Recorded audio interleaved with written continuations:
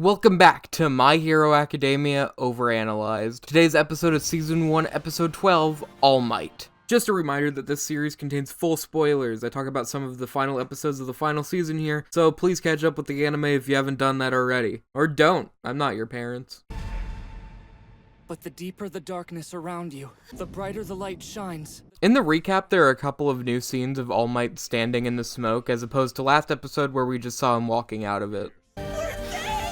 The scene of Mineta is also added into the anime. This moment in general I think is a bit extended just because of the break between episodes. Definitely gets you hyped up though. I've never seen the guy in person before. This is no time to talk, you idiots! If we strike now, we can kill him! Bit of a weird one, but these two background characters actually swapped lines in the anime. In the manga, it's the patchwork guy in Awe of All Might instead. These micro adjustments are always interesting to me. I just wonder who decided to change this small detail. He's still fast, father. Somehow he managed to hit me. This moment is obviously pretty clear foreshadowing for the hands on his body being those of his family's, specifically the one on his face being his father's. Though, with how gruesome that concept is, despite it being quite in your face, I feel like it isn't immediately obvious why he's saying father here. Makes rewatching scenes like this much more creepy though. Of course a government hero relies on violence. There's a much more in-your-face example of this later in the episode, but it's interesting to see Shigaraki more or less parroting All For One's viewpoints in this fight, rather than his own. He doesn't have a reason to be like this, a villain, other than All For One telling him to. It's kind of like how Izuku doesn't have his ideals quite formed yet either, he just wants to be like All Might, save people with a fearless smile. Shigaraki is the same, wanting to be like All For One. Both of them are aimless outside of vaguely being inspired by those they idolize. It's a fun angle to take for their characters, and it really allows significant growth for them throughout the series as they truly figure out what they aspire for. All Might really is getting weaker. This is the first time we see Shigaraki's face, and it's a bit unsettling in the anime, but the manga panel is just so good. I will also say that it's likely All For One who told Shigaraki All Might is getting weaker. I wouldn't put it past All For One to track All Might's fights and such, and the clear decline of how much hero work he can do per day would be obvious to anyone paying attention. There's this kind of funny padding in the episode here where All Might just kind of stands around before attacking. That wasn't present in the manga. I definitely think it would have hit harder if All Might immediately flew into a Carolina smash from his peace sign. Speaking of which, all of All Might's smashes are distinct attacks from one another. It's pretty easy to assume that, but I enjoy that attention to detail. Job isn't easy. He's saving us, but at what cost? I know it's mostly flashbacks, but I really like the direction here and the way it sets the stakes for the fight. Putting Izuku in this unique position of being the only person who knows how dire the situation is, and yet he is near powerless to stop it due to his quirk not being controllable yet. The music building is also just really effective in selling his growing panic. Oh, come on. What kind of cheap move was that? So, if Kurogiri put a portal here to pull this maneuver off, what exactly caused the massive cloud of dust earlier? And don't say that Kurogiri warped here after, because not only would that not make practical sense, in that it would probably be difficult to get all of Nomu's bits that are embedded in the ground warp, but also later on there's no crater to be seen. So, what is this dust cloud? Just the force of All Might's movements? The force of Nomu's grab on All Might? I just don't buy it. Sorry, that won't work. Nomu's as strong as you are. That won't stop him. I mean, I think it could work if given the chance to try. This was more so just foiled by Kurogiri. It's not like All Might can't be embedded in concrete. Obviously, just by the positioning of Nomu's grab, I think it's a natural place for your hand to land in this situation, but it could also be possible All For One somehow manipulated the Nomu into knowing where his weak spot is. But since it's brainless, I think I'd argue against it, honestly. The gate shot. This kind of horrifying visual is anime original. Quite a cool one at that. Are you crazy? This scene might be a parallel to Izuku's running without thinking scene in the first episode, specifically this cut. It's not an exact match, but I lean towards it being intentional since the two manga panels also share a lot of similarities, and I think it would make sense for it to be paralleled here as another one of Izuku's moving to save someone moments, though this time not quite going the same way. Get the hell out of my way, Deku! I normally wait until it's brought up again to mention a parallel, but since it's one of the final episodes of the series, I'll bring it up here. Bakugo stepping in to save Izuku in the final battle from being warped away by Kurogiri is likely at least partially a callback to this moment in Season 1. It's a parallel I honestly haven't seen brought up anywhere, so I thought it would be worth mentioning. I'll bring this up again when we get there and go a bit more in depth, but I think it was at least worth bringing attention to here. Are you okay? The symbol of peace will not be defeated by delinquents like you.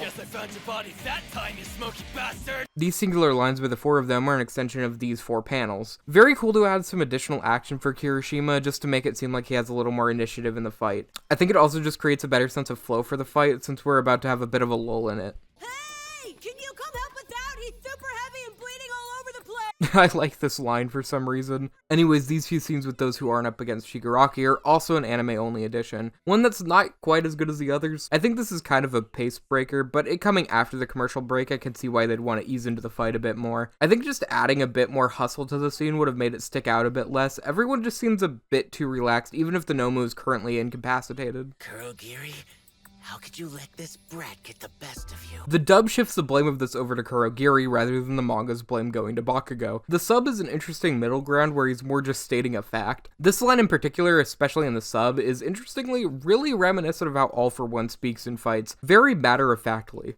More pointing towards that point I made earlier. But you can almost hear some excitement in his voice over being in a tight spot. It's kind of a cool way to show Shigaraki's eagerness here, especially with him knowing Nomu can get out of this.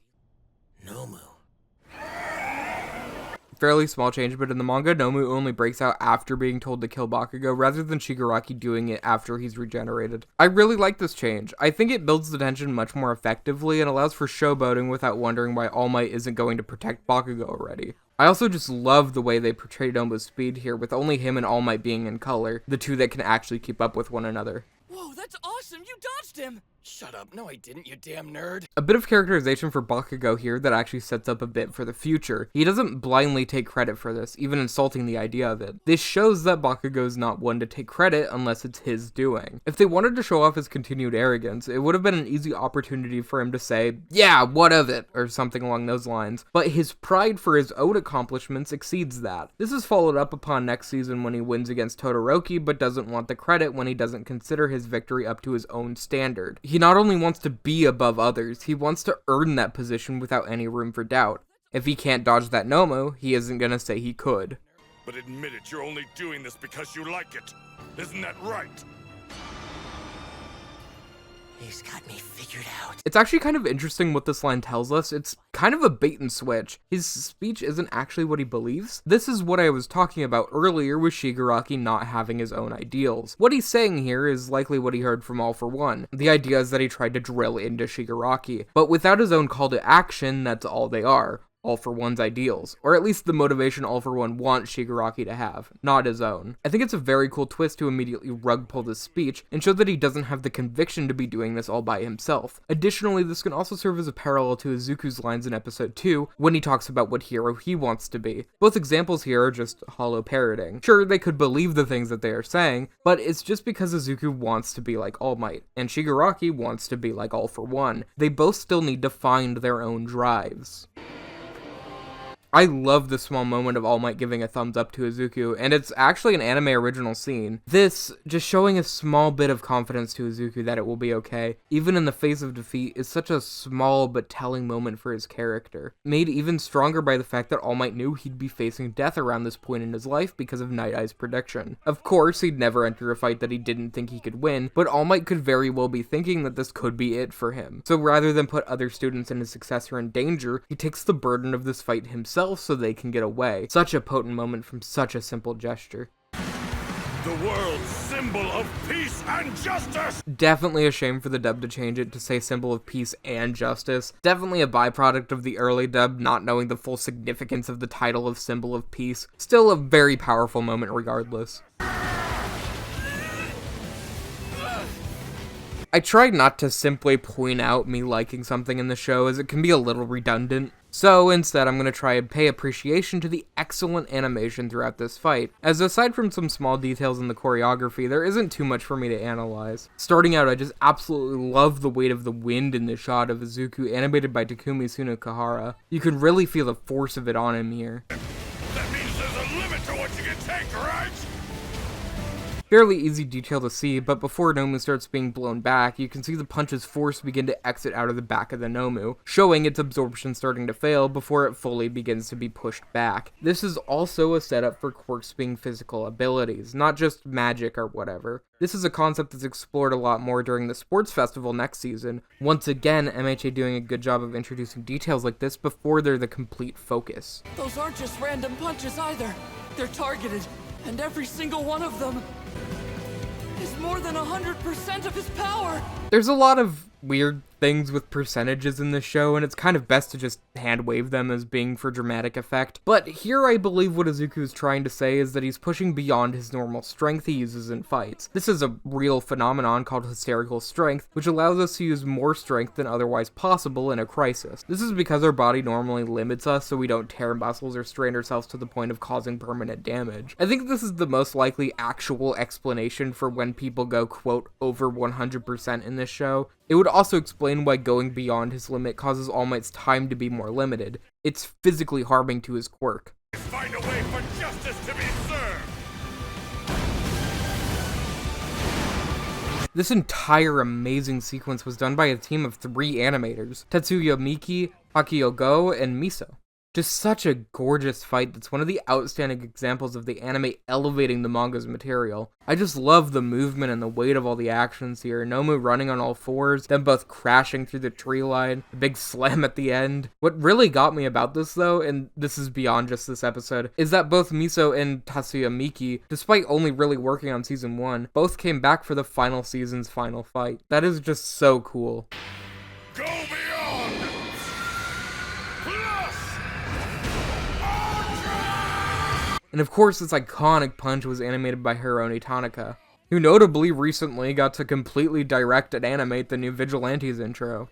I truly wish I had more to dissect about this fight, but this is really one of those instances of a My Hero Academia fight not being carried much by emotion, but rather just the contents of the fight itself. This entire arc in general is more setup than anything, serving as an introduction to the League, a way to show All Might in combat, and establishing more of Class 1A. It serves a great role, but due to it just being as early as it is in the series, you aren't going to be able to get some of those emotional highs that later seasons provide with their big fights. That isn't even really a dig against this one though. This is probably one of the most creative fights of the series. It doesn't really stick much to the manga, which I think is a huge benefit to it, and I wish more of the fights in the series took the creative liberties that this one did.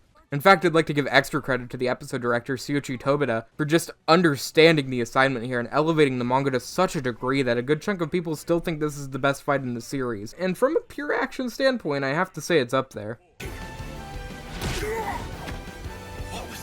There's a lot of added fanfare here by the anime of the students reacting to the fight, which I think works well as a way to tie everything together. Again, putting more focus on the class, as well as just being able to end on the note it does. Speaking of which, that's the episode. Sorry if this one was leaning a bit towards me just soy-jacking at the screen and saying, "This is so good!" But this is kind of one of those episodes. Very likely the best of the season. It would be difficult to find someone who disagrees, I think. I will say it's not absolutely perfect. It's lacking a lot of that signature emotional core in the fight that we eventually come to expect. And the episode's pacing does slow down in a lot of places to be able to end where it does. But honestly, those are minor problems when looking at this episode as a whole. It's just a great time, and it's awesome to see All Might fully go out for the first time in this series, as well as the excellent animation that comes along with it. But that's all for today.